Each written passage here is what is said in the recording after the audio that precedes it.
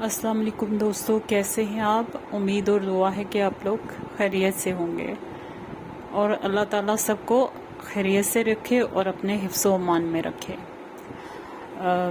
शुरू करते हैं अल्लाह के पाक नाम से जो बहुत मेहरबान और नहायत रहम वाला है। आज की स्टोरी जो है रेहान ने शेयर की हुई है और उनका ताल्लुक़ सरगोदा से है और वो जो है ज़िम्मेदार घराने से ताल्लुक़ रखते हैं, यानी उनके बड़े बड़े ज़मीनों के टुकड़े हैं और जिन पर वो काश्तकारी करते हैं, प्लस सब्ज़ियाँ उगाते हैं और फ्रूट्स वगैरह उगाते हैं। तो वो कहते हैं कि हमने शुरू से, मेरा तो पैरानॉर्मल पर यकीन है क्योंकि यहाँ पे बहुत से लोगों के साथ कुछ ना कुछ हो जाता है और सुनने में आता है, और चूँकि बड़ी बड़ी खाली जगह जिन पर बागात हैं और वहाँ आबादी नहीं होती, तो फिर इस वजह से ये चीज़ें जो है यहाँ बहुत से लोगों के साथ इनकाउंटर किसी न किसी शक्ल में हुआ है। और मेरे वालिद साहब हमें शुरू में बताते थे कि जब फसल तैयार हो जाती है, किसी किस्म की फसल जो हम ज़मीनों पर उगाते हैं, तो उसमें एक हिस्सा जिन्नात का भी होता है, एक हिस्सा इन मतलब वो कहते होते थे कि हवाई मखलूक का होता है। वो इन जिन्नात के लिए हवाई मखलूक का लफ्ज़ यूज़ करते थे। और वो कहते हैं कि चूँकि साइंस और टेक्नोलॉजी ये 6 से 7 साल पहले की ये बात है और वाक़या है, जो छोटा सा वाक़या है जो उन्होंने शेयर किया है।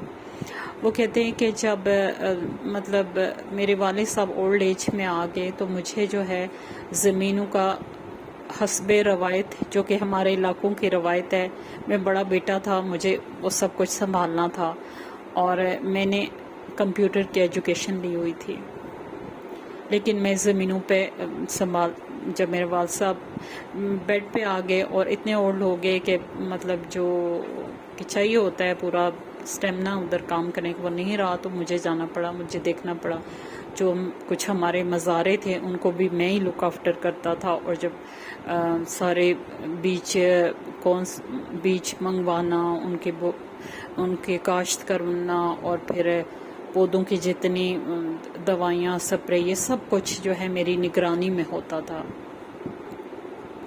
तो उस वक्त मैं कोई जॉब नहीं कर रहा था क्योंकि मुझे वो काम देखना था और वो एक फुल टाइम काम था।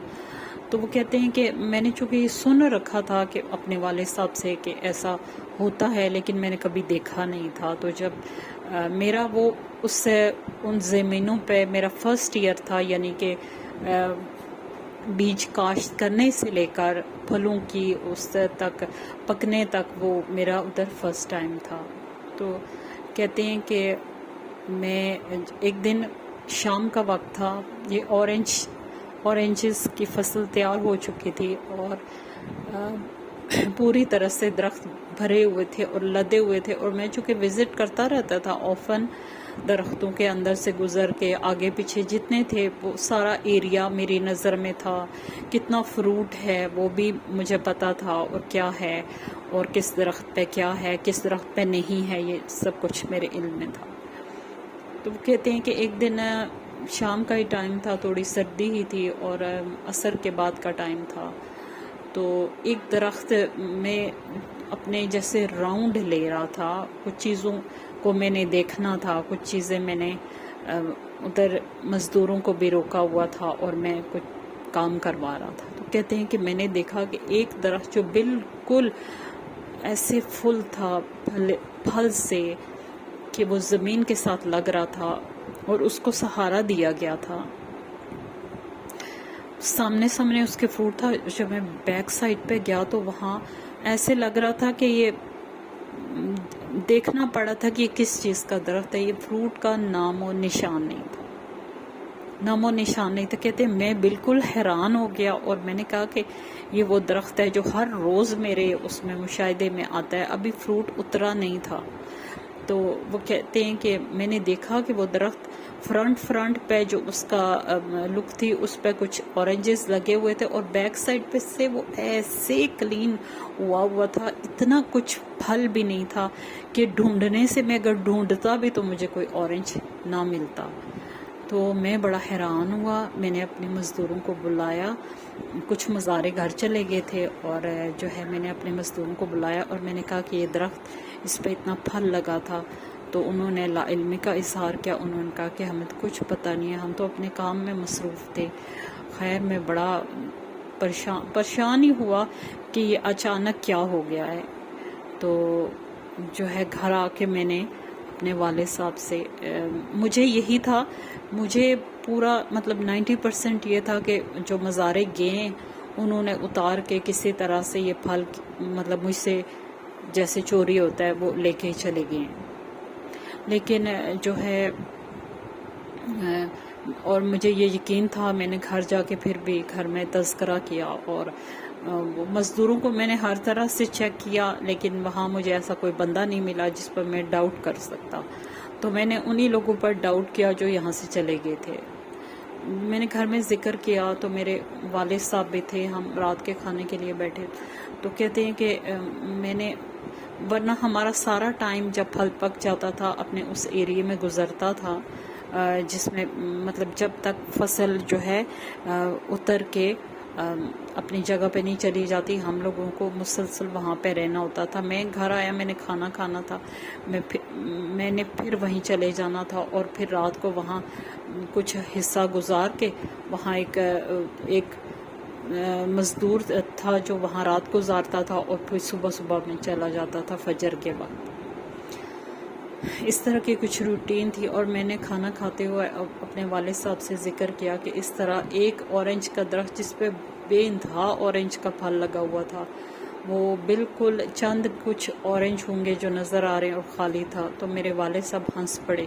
تو وہ کہتے ہیں کہ تم لوگوں کو میں نے بتایا ہوا ہے کہ جب فصل تیار ہو جاتی ہے تو اس میں سے ہوائی چیزیں اپنا حصہ لے جاتی ہیں. تو میں نے سن تو لی بات اور میں نے کہا کہ میں پھر بھی اپنی طور سے انکوائری کروں گا کہ یہ کس کی حرکت ہے. اور کہتے ہیں کہ صبح جب مزارے آئے تو میں نے کچھ لوگ تھے، وہ 3-4 لوگ تھے، میں نے ان سے فردن سب کچھ پوچھا اور انہوں نے باقاعدہ حلفاً مجھے یقین دلایا کہ انہوں نے ایسی کوئی حرکت نہیں کی اور وہ ہمارے پرانے مزارے تھے اور انہوں نے میرے والد صاحب کے ساتھ کام کیا ہوا تھا. اور جب انہوں نے انکار کیا تو مجھے یقین آ گیا کہ یہ ان کی حرکت نہیں ہے. تو اس سے آپ اندازہ لگا لیں کہ اب جنات کی خوراک نہیں ہے یہ، اور ہماری خوراک اور ان کی خوراک بالکل ڈیفرنٹ ہے. اب سوچنے والی بات یہ ہے کہ یہ جو فروٹ جو غائب ہو جاتا ہے یا کہیں چلا جاتا ہے، ایسا یہ کس وجہ سے ایسا ہوتا ہے، اور اگر وہ یہ چیزیں غائب کرتے ہیں تو کیوں کرتے ہیں کہ ان کی یہ خوراک نہیں ہے. یہ ایک سٹوری تھی دوستو جو انہوں نے ریحان نے شیئر کی، اور وہ کہتے ہیں کہ میں نے کچھ عرصہ پھر یہ ذمہ داری کا کام کیا اور اس کے بعد میں نے ایک بہت اچھی جاب جو ہے جہاں میں نے اپلائی کیا ہوا تھا وہاں سے مجھے آفر آ گئی اور وہ میں نے ایکسیپٹ کر لی. تو دوستو یہ ایک چھوٹی سی سٹوری تھی جو انہوں نے اپنی زمینوں کی شیئر کی. آپ اپنی رائے کا اظہار کمنٹ باکس میں کیا کریں تاکہ مجھے پتہ چلے کہ میری سٹوری میں کس قسم کی تبدیلی کی ضرورت ہے اور آیا آپ لوگوں کو پسند آتی بھی ہیں یا نہیں. تو اجازت چاہتی ہوں. اللہ حافظ. خوش رہیں، دوسروں کے لیے آسانیاں کریں تاکہ اللہ پاک آپ کے لیے بھی آسانیاں کرے. آمین.